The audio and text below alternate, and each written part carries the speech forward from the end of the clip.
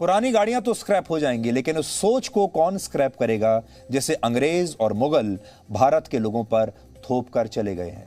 गाड़ियां तो स्क्रैप करना बड़ा आसान है, उनका फिटनेस टेस्ट कराना भी आसान है, लेकिन आप अपने लोगों के दिमाग का फिटनेस टेस्ट कैसे कराएंगे और अपनी शिक्षा व्यवस्था को कैसे ठीक करेंगे, और जो सोच बन चुकी है इतने वर्षों में, इतने दशकों तक, उसे कैसे स्क्रैप करेंगे।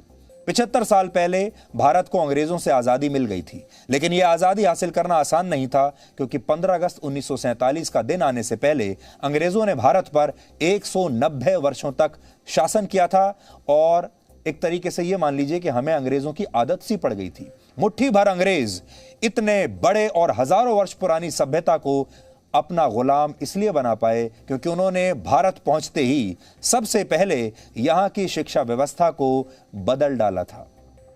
1931 में जब महात्मा गांधी एक राउंड टेबल कॉन्फ्रेंस में हिस्सा लेने के लिए लंदन गए, तो उन्होंने वहां अपने भाषण में कहा कि अंग्रेजों ने भारत में शिक्षा के सुंदर पेड़ को काट डाला है। इतना सुंदर वृक्ष हमारा हुआ करता था शिक्षा का, उसे अंग्रेजों ने काट दिया है।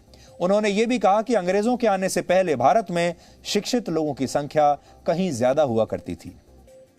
इसके बाद एक अंग्रेज सांसद ने इसका जबरदस्त विरोध किया और कहा कि भारत के लोगों को आज जितना भी पढ़ना लिखना आता है वो सब अंग्रेजों की मेहरबानी की वजह से है।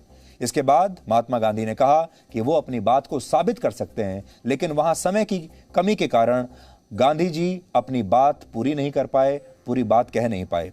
लेकिन महात्मा गांधी की बात असल में बिल्कुल सही थी।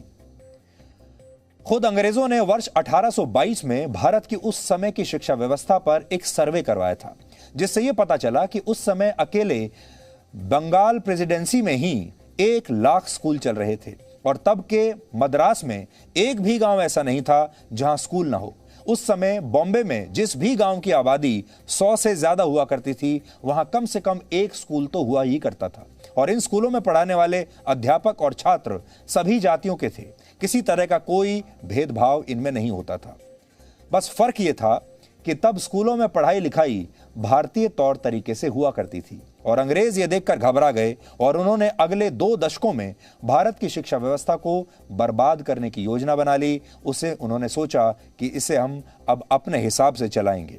भारत का शिक्षा वाला वृक्ष काट दिया गया और मैकॉले की शिक्षा पद्धति के बीज भारत के समाज में बो दिए गए, और फिर भारत वर्षों तक अंग्रेजों का गुलाम ऐसे ही बना रहा। ये जो सज्जन है जिनकी तस्वीर आप देख रहे हैं, इन्हीं को मैकॉले कहते हैं, और यही उस नई शिक्षा पद्धति के लिए जिम्मेदार हैं। आपको अंदाजा हो गया होगा कि एक देश की सिर्फ शिक्षा व्यवस्था बदल देने से कैसे सब कुछ बदल जाता है, सोच बदल जाती है, पूरा इकोसिस्टम बदल जाता है। और आपने ये भी देखा होगा कि अंग्रेजों ने उस समय जो काम किया आज से 200 वर्ष पहले, उसके नतीजे आज आपको देखने को मिलते हैं। उदाहरण के तौर पर आज हमारे देश में अगर आप छोटे से छोटे गांव में भी जाएंगे, किसी छोटे कस्बे में भी जाएंगे, तो जन्मदिन मनाने के लिए आज केक काटा जाता है। बर्थडे केक आपको हर जगह दुनिया, इस देश के कोने कोने में मिलेगा, और जन्मदिन ऐसे ही मनाया जाता है। बर्थडे केक आता है, उसमें मोमबत्तियां लगाई जाती हैं और फिर उन्हें बुझाया जाता है। ये कहां से आया? ये सब अंग्रेज हमें सिखा कर गए हैं।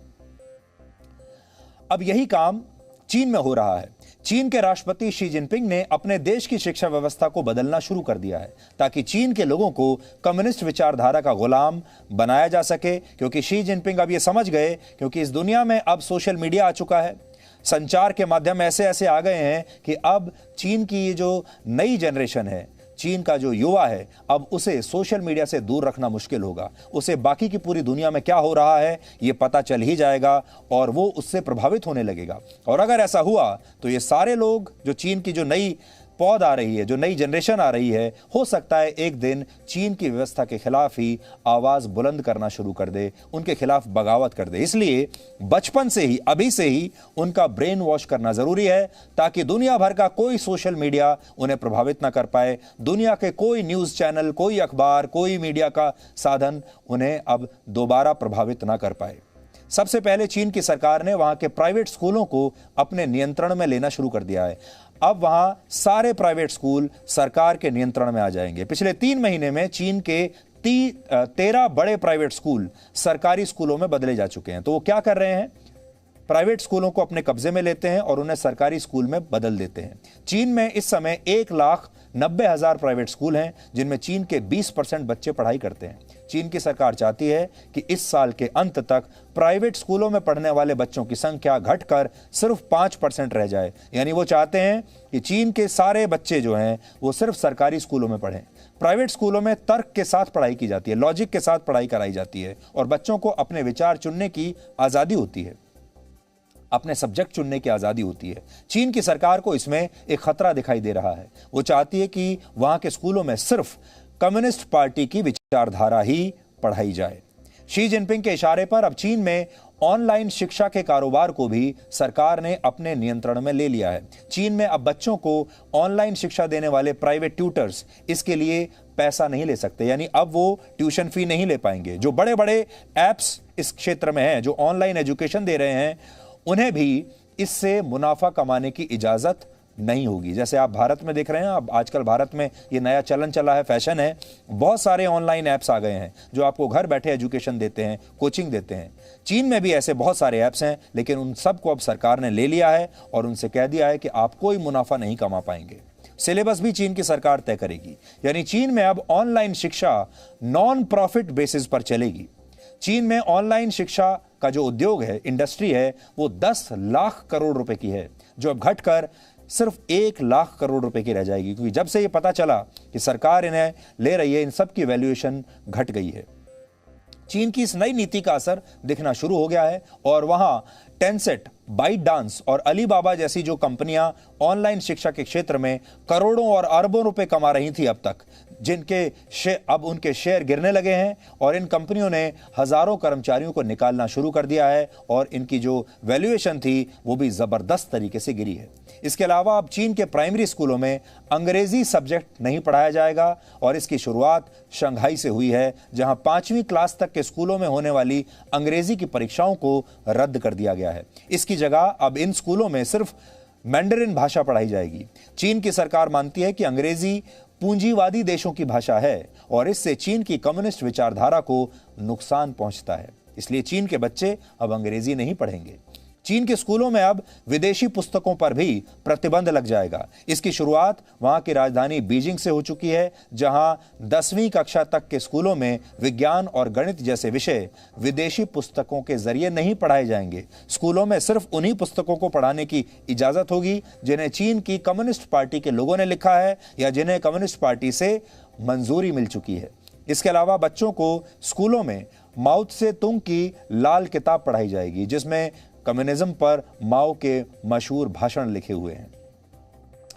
इतना ही नहीं, चीन ने यह तय किया है कि स्कूलों के पाठ्यक्रम में पढ़ाए जाने वाले इतिहास को भी अब फिल्टर किया जाएगा और वही तथ्य पढ़ाए जाएंगे जो कम्युनिस्ट पार्टी को सूट करते हैं। इसकी शुरुआत हांगकांग के स्कूलों से हो चुकी है, जहां बच्चों को यह पढ़ाया जा रहा है कि 1949 में चांग काई शेक के नेतृत्व में चीन की तत्कालीन सरकार ताइवान नहीं गई थी, बल्कि ये लोग सिर्फ एक पार्टी के कार्यकर्ता और नेता थे।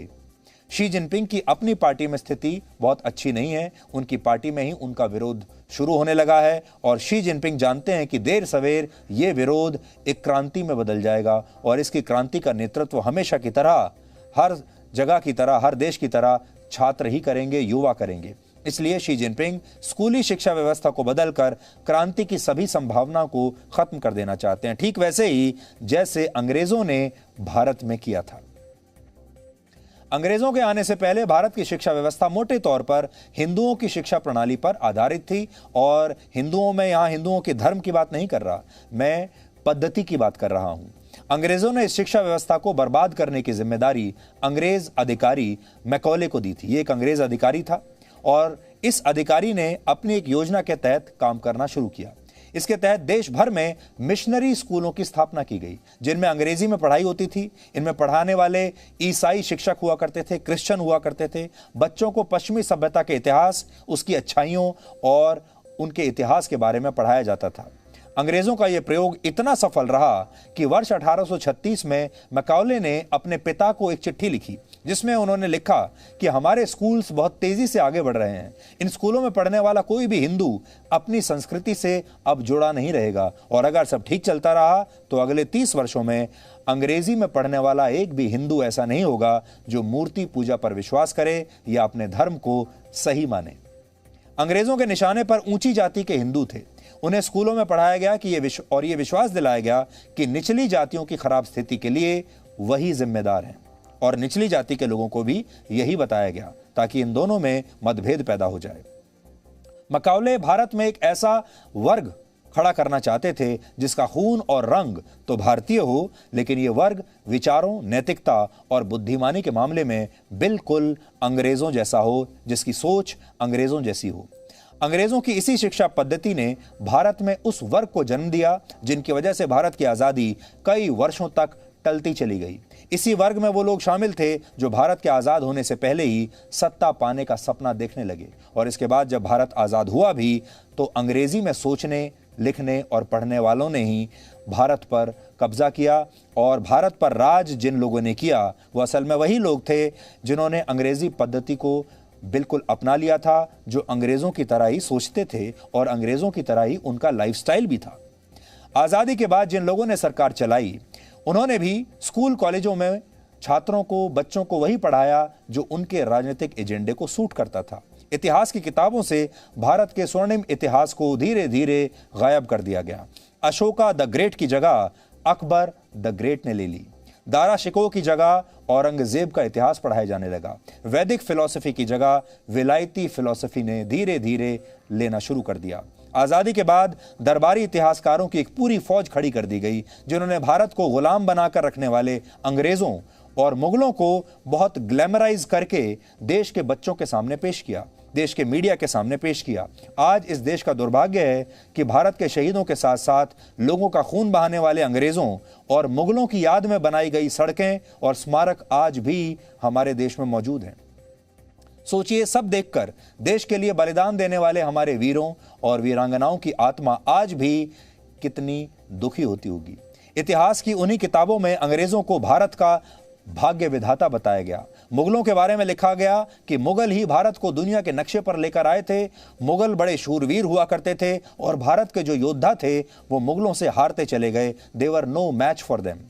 धीरे धीरे आने वाली पीढ़ी, उस पीढ़ी को अंग्रेजों के तौर तरीके और मुगल बादशाहों के नाम तो याद हो गए, लेकिन उन्हें यह नहीं बताया गया कि हमारे ही देश में सिख, मराठा और हिंदू योद्धाओं के हत्यारों के नाम क्या थे। हमारे अपने देश के योद्धाओं की हत्याएं, निर्मम हत्याएं किसने की थी और हमारे अपने देश के जो वीर थे, जो वीर योद्धा थे, उनके नाम क्या थे। उनकी कहानियां धीरे धीरे धीरे गायब होने लगी। इन हत्यारों के नाम बहुत चालाकी से छिपा लिए गए। उदाहरण के लिए आप में से बहुत कम लोगों को यह पता होगा कि वर्ष 1606 में सिख धर्म के 5वें गुरु अर्जन देव सिंह जी की हत्या मुगल बादशाह जहांगीर के इशारे पर की गई थी। जहांगीर वो क्रूर शासक था जिसे हमारे देश के दरबारी इतिहासकारों ने बहुत धर्मनिरपेक्ष और दूसरे धर्मों का सम्मान करने वाला शासक बताना शुरू कर दिया था। लेकिन आज हमारे देश के बड़े बड़े सेलिब्रिटीज अपनी फिल्मों के प्रमोशन के दौरान गुरुद्वारों में जाकर मत्था टेकते हैं, अपनी फोटो खिंचवाते हैं, लेकिन अपने बच्चों का ही नाम सिखों के गुरु का कत्ल कर देने वाले बादशाह के नाम पर रख देते हैं। जहांगीर आजकल हमारे देश में बड़ा फैशनेबल नाम बन चुका है और हमारे देश के लोगों ने भी इसे खुशी खुशी स्वीकार कर लिया है। यह बहुत ही फैशनेबल नेम है। तो सोचिए, आज हमारे देश में इतना बड़ा बदलाव आ गया है कि लोगों ने अपने बच्चों का नाम जहांगीर रखना शुरू कर दिया है और भारत में किसी को कोई समस्या नहीं है। गला काटने वालों को नायक बताने की परंपरा से लेकर जन्मदिन पर केक काटने तक की परंपरा हमें अंग्रेज हमारे दिमाग में भर कर गए हैं और इसका बहिष्कार करने की बजाय हमने अंग्रेजी में ही अंग्रेजों को थैंक यू सर कहना शुरू कर दिया और फिर धीरे धीरे हमारी हर सुबह की शुरुआत गुड मॉर्निंग से होती है और हर दिन का अंत गुड नाइट से होता है। और किसी को भी अगर हमें धन्यवाद देना होता है तो अब हम थैंक यू कहकर धन्यवाद देते हैं। आपको पता भी नहीं चला कि धीरे धीरे अंग्रेजों ने कैसे आप सब का ब्रेन वॉश कर दिया और आज आप सब अंग्रेजों की तरह जीना चाहते हैं, अंग्रेजों की तरह दिखना चाहते हैं, अंग्रेजों की तरह आप अपना लाइफस्टाइल रखना चाहते हैं। और अगर आप ऐसा नहीं कर पाते तो आपको लगता है कि आपके जीवन में कोई बहुत बड़ी कमी है। स्कूल में एडमिशन पाने से लेकर कॉलेज में एडमिशन पाने तक, उसके बाद नौकरी पाने तक, और उसके बाद आपके दफ्तर में आपको किस हद तक स्वीकार किया जाएगा, सब इस बात पर निर्भर करता है कि आप अंग्रेज़ों की तरह दिखते हैं या नहीं। क्या आप अंग्रेज़ों की तरह फर्राटेदार अंग्रेज़ी बोल सकते हैं या नहीं? क्या आप अंग्रेज़ी में सोच सकते हैं या नहीं? क्या आप अंग्रेज़ों जैसा खाना खा सकते हैं या नहीं?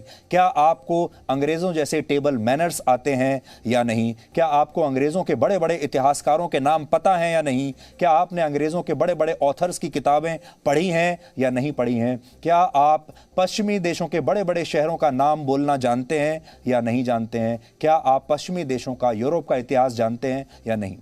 अगर आप यूरोप का पूरा इतिहास जानते हैं, अगर आप पश्चिमी देशों के पूरे इतिहास के बारे में जानकारी रखते हैं, उनके राजाओं के बारे में जानते हैं, उनके लेखकों के बारे में जानते हैं, तो आपको शिक्षित माना जाएगा। और अगर आप उनके बारे में नहीं जानते, अगर आप उनके ऑथर्स, उनके राजाओं के नाम ठीक से बोल नहीं पाते, लेकिन अपने देश के बारे में आपको सब कुछ पता है, अपने इतिहास के बारे में आपको पूरी जानकारी है, और आप हिंदी में बोलना चाहते हैं, तो आपको शिक्षित नहीं माना जाएगा। और आज भी अगर आप इंटरव्यू देने के लिए जाएंगे किसी स्कूल में, कॉलेज में या नौकरी के लिए, तो आपको रिजेक्ट कर दिया जाएगा, क्योंकि आप अंग्रेज़ों की तरह न दिखते हैं, न बोलते हैं, न रहते हैं। भारत की शिक्षा व्यवस्था को बदलकर अंग्रेज भारत में 4 स्तंभों पर टिका हुआ एक ऐसा इकोसिस्टम खड़ा करके चले गए जो भारत की समस्याओं की सबसे बड़ी जड़ बन गया। इसमें पहला स्तंभ है हमारे देश में दरबारी इतिहासकारों का, जिन्होंने इतिहास को इस तरह पेश किया ताकि ये देश कभी भी एक ना हो पाए। दूसरा स्तंभ है स्कूल और कॉलेजों में पढ़ाई जाने वाली टेक्स्ट बुक्स का, उनके सिलेबस का। इनके जरिए भी देश की पीढ़ियों के मन में दरबारी राजनीति को पसंद आने वाले विचार लगातार डाले गए और उनका ब्रेन वॉश किया गया। इसीलिए हमारे देश में पूरी की पूरी जनरेशन ऐसी पैदा हुई जो अंग्रेजों की तरह ही सोचने लगी। तीसरा स्तंभ दरबारी पत्रकारों का है, जिन्होंने देश को खतरा पहुंचाने वाली विचारधारा के लिए अपनी पत्रकारिता को नीलाम कर दिया और ये सारी सच्चाई को, सारी खबरों को, सारी इतिहास को लगभग 70 वर्षों तक आप तक पहुंचने नहीं दिया। हमारे देश के ये वो पत्रकार थे जो सरकार को खुश करने के लिए, पुरस्कार पाने के लिए, पैसा कमाने के लिए और अपने फायदे के लिए इन्होंने जो सही जानकारी थी वो आप तक पहुंचने नहीं दी। हमारे देश का मीडिया खुद एक दीवार बनकर खड़ा हो गया। और आज आपने देखा होगा कि बहुत सारे लोग आज के मीडिया पर, हम जैसे न्यूज़ चैनल्स पर आरोप लगाते हैं कि हम लोग सरकार से सवाल नहीं पूछते। आरोप लगाया जाता है कि एक पूरा के पूरा वर्ग ऐसा आ गया है जिसको गोदी मीडिया कहा जाता है। लेकिन असल में यकीन मानिए, गोदी मीडिया की शुरुआत तो 1947 में हुई थी और ये लगभग, जो गोदी मीडिया का इतिहास है, ये सब कुछ लगभग 70 वर्षों तक चला। और 70 वर्षों के बाद पहली बार ऐसा हुआ है जब आज हमारे जैसे लोग टेलीविज़न पर आपके सामने खड़े होकर सच्चाई बयां करने की हिम्मत दिखा पा रहे हैं और आपको सच बताने की हिम्मत आपके सामने आकर आपके सामने खड़े होकर कह रहे हैं कि ये सच्चाई है। इससे पहले तो ये हिम्मत किसी में थी ही नहीं और देश के जो मीडिया ने आपको कभी सही बात बताने की कोशिश नहीं की। इसलिए गोदी पत्रकार जो थे, गोदी मीडिया जो था, वो उस समय था। अब तो गोदी मीडिया समाप्त हुआ है। Presenting B News app, available on Google Play and App Store. Download it now.